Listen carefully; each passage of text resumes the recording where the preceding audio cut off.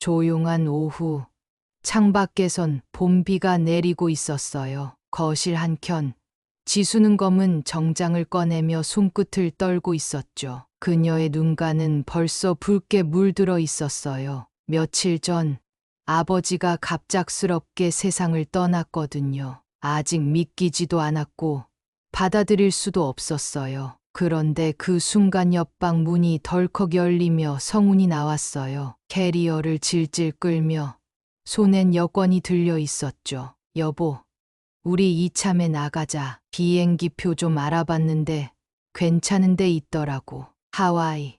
어때? 지수는 순간 고개를 천천히 들었어요. 눈에 눈물이 고여 있었고 입술은 말라붙은 채였어요. 뭐라고?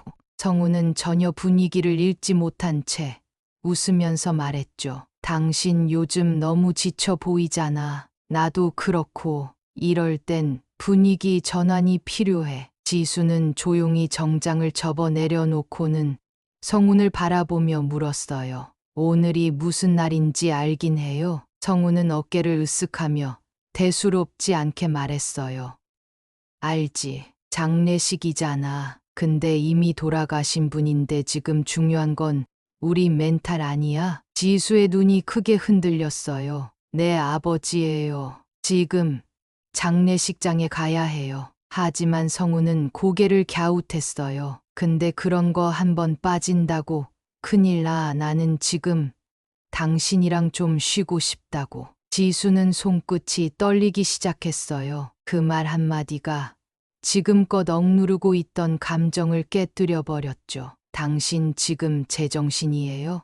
비 내리는 소리 사이로 지수의 목소리가 떨리며 울렸어요. 지수는 말없이 남편을 바라보고 있었어요. 눈앞에 사람이 지금 이 상황을 어떻게 이렇게 무심하게 받아들이는지 믿을 수 없었죠. 내가 요즘 좀 지쳐 보인다고요? 그녀는 천천히 입을 열었어요. 목소리는 작았지만 안에 담긴 감정은 너무 깊었어요. 내가 어떤 마음으로 아버지 병간호했는지 알아요?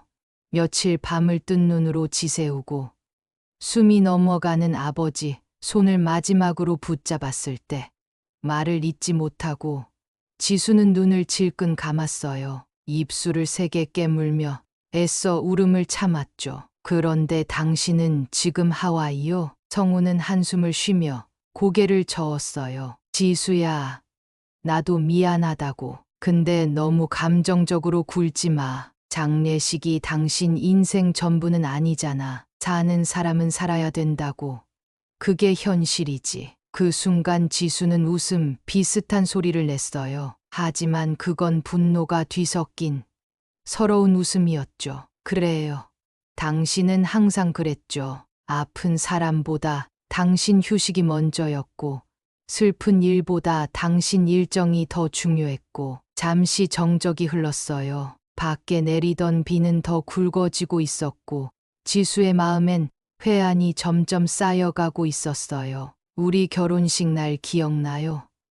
내가 아빠 팔짱 끼고 입장할 때 당신 휴대폰 보느라 못 봤잖아요. 성우는 민망한 듯 어깨를 으쓱했어요. 그때 뭐 긴장돼서 그랬던 거지. 명절에도 우리 집엔 안 가려고 했죠. 아버지가 당신 불편할까봐 말도 못 붙이시던 거 이제 와서도 그게 그렇게 아무렇지도 않아요. 지수의 말에 성우는 점점 표정이 굳어졌어요. 그만 좀 해. 그 얘기는 지금 왜 꺼내? 지수는 한 걸음 앞으로 다가갔어요. 이제 그녀의 눈엔 확신이 서려 있었죠. 지금 꺼내지 않으면 영원히 못 꺼낼 것 같아서요. 당신은 내 가족을, 내 감정을 단 한 번도 존중한 적이 없어요. 성우는 짜증 섞인 말투로 말했어요. 그래서 뭐 이혼이라도 하겠다는 거야? 지수는 말없이 그를 바라보다가 조용히 대답했어요. 그래야 할지도 모르겠네요. 비가 유리창을 더 세차게 두드리고 있었어요. 그 소리가 지금 두 사람 사이의 차가운 거리를 그대로 보여주고 있었죠. 지수는 멍하니 창밖을 바라보고 있었어요. 유리창에 맺힌 빗방울이 천천히 흘러내리고 있었죠. 그녀의 머릿속엔 끝도 없이 과거의 장면들이 떠오르고 있었어요. 아버지가 아프셨을 때 입원실 침대 옆에서 손을 잡고 계셨던 모습, 미안하단 말만 반복하시던 그 목소리. 지수야, 너까지 고생시켜서 미안하구나. 그 말이 마음에 깊이 박혀 있었어요. 그런데 정작 남편은, 성우는 아버지의 병세가 심각해질수록 점점 집에도 잘 들어오지 않았고, 퇴근 후 피곤하다는 핑계로 병문안을 미뤘어요. 오늘은 좀 쉬고 싶어. 회사에서 스트레스 많이 받았어. 그럴 때마다 지수는 아버지를 혼자 두고 오는 길에 계속 눈물을 참아야 했죠. 그 눈물이 오늘에서야 쏟아질 것 같았어요. 늦은 밤, 지수는 부엌 식탁에 앉아 따뜻한 물을 한 잔 들고 있었어요. 그녀는 핸드폰을 꺼내 친구 혜진에게 전화를 걸었어요. 지금 통화 괜찮아? 혜진의 목소리가 곧 들려왔어요. 응. 지수야, 괜찮아? 장례식 준비는? 그 말에 지수는 참았던 눈물을 꿀꺽 삼키며 고개를 끄덕였어요. 끝났어. 근데 너무 속이 허해. 성훈이 그 인간은 어땠는데? 왔어? 지수는 잠시 침묵했어요. 안 왔어. 오히려 여행 가자고 했어. 하와이래. 혜진의 숨이 턱 막히는 소리가 전화기 너머로 들렸어요. 지금 뭐? 하와이, 야. 내가 뭔 말을 해도 난 이해 못해. 그건 진짜 아니지. 나도 이해 못하겠어. 근데 더 무서운 건 놀라지도 않았다는 거야. 지수는 조용히 웃었어요. 그 웃음엔 서글픔이 가득했죠. 그래서 더 확실해졌어. 이 사람은 내 인생에 같이 있어줄 사람이 아니야. 혜진은 잠시 말이 없었어요. 그리고 단호하게 한마디를 던졌죠. 그럼 이제 너도 정리해야지. 그 말에 지수는 핸드폰을 꼭 쥐며 천천히 고개를 끄덕였어요. 다음 날 아침, 지수는 거울 앞에 서 있었어요. 장백한 얼굴, 부은 눈하지만 눈빛은 어딘가 단단해져 있었죠. 세면대에서 물을 틀고 얼굴을 한참 씻었어요. 그러고는 조용히 자신에게 말하듯 중얼거렸어요. 이제는 끝내야 할 때야. 주방으로 나오니 성우는 여전히 아무렇지 않게 식빵을 구우며 신문을 넘기고 있었어요. 전날 밤의 대화가 무색할 정도로 태연한 얼굴이었죠. 오늘 점심엔 너가 장 본다고 했지. 나 간 김에 새 캐리어도 좀 알아보고 올까 해. 지수는 그를 뚫어지게 바라봤어요. 이 사람은 정말 아무 감정도 느끼지 못하는 걸까? 성훈 씨, 성훈은 커피를 한 모금 마시며 고개를 들었어요. 응, 이혼할 생각 해본 적 있어요? 그 순간 성훈의 이마가 살짝 찌푸려졌어요. 하지만 곧 웃으며 고개를 저었죠. 무슨 말이야 그게. 내가 여행 얘기 꺼낸 것 때문에 이혼 운운하는 거야? 지수는 고개를 천천히 저었어요. 아니요. 당신이 지난 몇 년간 나를 어떻게 대해왔는지 지금에야 선명하게 보이거든요. 성우는 식빵을 내려놓으며 말했어요. 지수야, 감정적으로 굴지 말자. 이건 단지 내가 요즘 힘든 상황이라 그런 거야. 지수는 미소를 지었어요. 하지만 그건 체념에 가까운 미소였죠. 그래요. 나 감정적인 사람 맞아요. 가족이 죽으면 슬퍼하고 사랑받지 못하면 아프고 그런 사람이죠. 그녀는 조용히 의자에서 일어났어요. 지갑과 핸드폰을 챙기며 말했어요. 나 법률 상담 받고 올 거예요. 그동안 이혼이라는 단어, 나랑 안 어울리는 줄 알았거든요. 근데 이제는 어울리는 사람이 누군지 더 잘 알겠어요. 성우는 아무 말도 하지 못하고 멍하니 앉아 있었어요. 지수는 현관문 앞에 서서 마지막으로 그를 바라봤어요. 다녀올게요. 그 말에 성우는 식빵을 집어 들다 말고 시선을 내리깔았어요. 그리고 조용히 중얼였죠. 진짜 그렇게까지 해야겠어? 지수는 작게 웃으며 대답했어요. 응. 이제야 내가 나를 위해 뭘 해야 하는지 알겠거든요. 그리고 문이 닫혔어요. 이제 지수는 한 발 나아가고 있었어요. 비로소 자기 인생을 지키기 위해서요. 작은 법률 상담소. 지수는 조심스럽게 문을 열고 들어섰어요. 실내는 조용했고 응접실엔 다른 손님도 없었죠. 상담사가 웃으며 인사를 건넸어요. 안녕하세요. 어떤 일로 오셨나요? 지수는 잠시 머무시다가 조용히 앉으며 입을 열었어요. 이혼 상담 받으러 왔어요. 그 말이 입 밖으로 나오는 순간 지수의 손끝이 살짝 떨렸어요. 남편과 대화가 전혀 안 돼요. 제가 슬프거나 힘들어도 그 사람은 전혀 공감하지 않아요. 상담사는 고개를 끄덕이며 차분히 말했어요. 감정적인 단절, 공감 부재. 생각보다 많은 분들이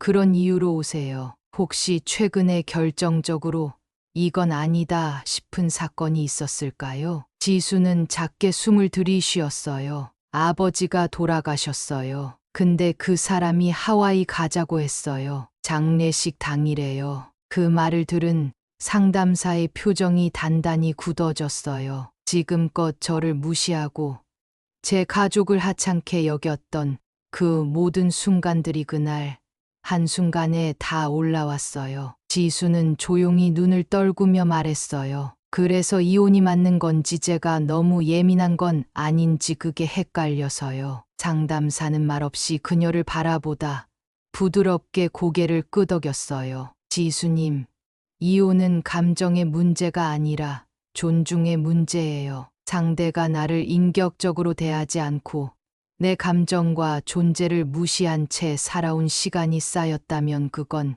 결혼 관계라고 보기 어려워요. 지수는 조용히 눈을 감았다가 떴어요. 그 말이 마음 한가운데에 꽂히는 느낌이었죠. 지금까지 너무 오래 참았던 것 같아요. 그렇다면 이제 스스로에게 물어보셔야죠. 앞으로 10년, 20년이 지금과 같아도 괜찮을까? 지수는 말없이 상담사의 눈을 바라봤어요. 그 눈빛 속에서 처음으로 확신에 가까운 무언가가 움직이고 있었어요. 상담소에서 나온 지수는 한참 동안 거리에 멈춰 서 있었어요. 하늘은 맑았지만 마음은 이상하게 조용했죠. 예전 같았으면 이런 결정을 앞두고 심장이 벌렁거렸을 텐데 오늘은 아니었어요. 마음 한 구석이 차분하게 가라앉는 느낌이었어요. 그 순간 핸드폰이 울렸어요. 혜진이었다. 어디야? 상담소 다녀왔어. 혜진은 순간 숨을 죽였다가 조심스럽게 물었어요. 어땠어? 지수는 짧게 대답했어요. 확신이 들었어. 이제 더는 기다릴 필요 없다는 거. 혜진은 한숨을 쉬며 말했어요. 잘했어. 진짜.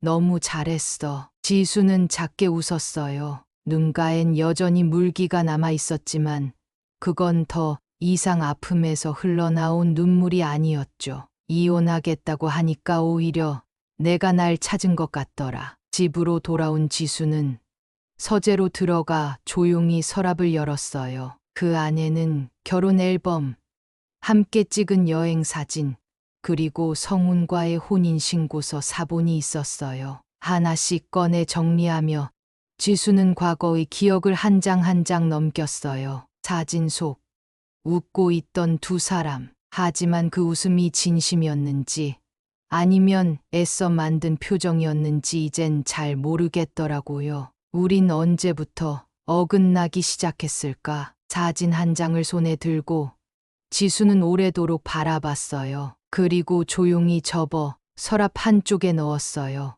이제 정리할 시간이에요. 그 순간 현관문이 열리고 성훈이 들어왔어요. 분위기가 예사롭지 않음을 느낀 듯 조심스럽게 말을 꺼냈죠. 지수야, 얘기 좀 할 수 있을까? 지수는 천천히 고개를 들었어요. 그 눈빛은 이미 오래전부터 결심이 굳은 사람의 것이었죠. 그래요. 얘기하죠. 하지만 지금부터는 내가 내 삶을 얘기할 차례예요. 거실 소파에 마주 앉은 두 사람. 지수는 조용히 성운을 바라봤어요. 그 눈빛엔 더 이상 기대도 애정도 없었어요. 성운이 어색하게 입을 열었죠. 요즘 내가 좀 예민했나 봐. 아버님 일도 있었고 여행 얘기 꺼낸 건 미안해. 지수는 고개를 끄덕였어요. 하지만 말투는 평온했지만 단호했어요. 그건 단지 하나의 사건일 뿐이에요. 당신이 어떤 사람인지, 내가 어떤 취급을 받아왔는지 이번에야 제대로 알게 됐어요. 성우는 표정을 찌푸리며 고개를 돌렸어요. 지수야, 다들 그렇게 살아. 부부가 완벽하게 맞을 수는 없잖아. 맞아요. 완벽하지 않을 수 있죠. 하지만 적어도 슬픔 앞에선 함께 있어줘야 하는 거잖아요. 그게 부부 아닌가요? 성우는 말없이 입술을 깨물었어요. 당신은 늘 자기만 생각했어요. 내 감정, 내 가족, 내 상처엔 관심 없었죠. 지수는 테이블 위에 놓아둔 이혼 서류를 꺼냈어요. 그걸 조용히 성운 앞에 밀어놓았어요. 생각은 끝났어요. 나는 이 결혼에서 더 이상 나를 잃고 싶지 않아요. 성우는 서류를 바라보다가 고개를 들었어요. 진짜 이혼하고 싶어? 지수는 천천히 고개를 끄덕였어요. 응, 당신 없는 인생이 더 나을 거란 생각, 이젠 확신이 들어요. 순간, 성우는 말문이 막힌 듯 했어요. 그저 멍하니 서류를 내려다보다 고개를 푹 숙였죠. 지수는 말없이 일어나 문 쪽으로 향했어요. 한 발, 한 발, 그 발걸음엔 후회도 망설임도 없었어요. 그녀가 현관문을 열며 마지막으로 말했어요. 성훈 씨, 지금까지 참았던 시간보다 앞으로가 더 중요하니까요. 그리고 조용히 문이 닫혔어요. 그 순간 지수는 처음으로 숨이 편하게 쉬어지는 느낌을 받았어요. 며칠 후 지수는 조용한 카페 창가에 앉아 있었어요. 눈앞엔 따뜻한 아메리카노 한 잔, 그리고 노트 한 권이 펼쳐져 있었죠. 카페 창밖으로는 봄 기운이 살며시 내려앉아 있었어요. 아이들이 뛰노는 모습,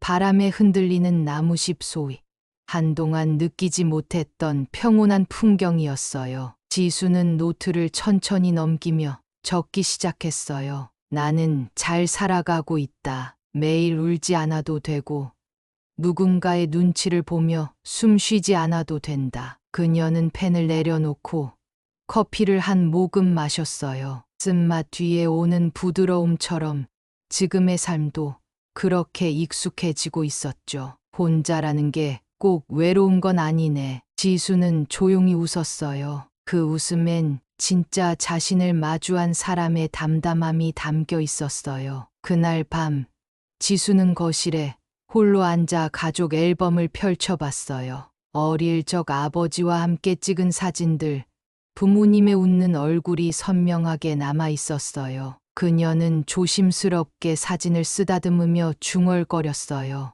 아빠, 나 잘하고 있어요. 눈가가 살짝 붉어졌지만 울진 않았어요. 그건 아픔보다는 다짐에 가까운 눈물이었죠. 지수는 앨범을 덮고 천천히 거실 등을 껐어요. 방 안은 조용했지만 마음은 고요했어요. 혼자 있는 밤이 더는 두렵지 않았어요. 침대에 누운 그녀는 핸드폰을 들고 자신이 적은 메모장을 천천히 읽어 내려갔어요. 사랑받지 않아도 사랑할 수 있다. 상처받았더라도 다시 웃을 수 있다. 나는 나를 지킬 수 있는 사람이다. 그리고 조용히 눈을 감았어요. 지수의 입꼬리가 살짝 올라갔죠. 이제야 진짜 평화가 시작되고 있었어요. 어느 날 지수는 아침 일찍 일어나 공원으로 나갔어요. 햇살이 따뜻하게 비추고 공원의 나무들이 신선한 공기를 흡입하며 흔들렸죠. 지수는 벤치에 앉아 눈을 감고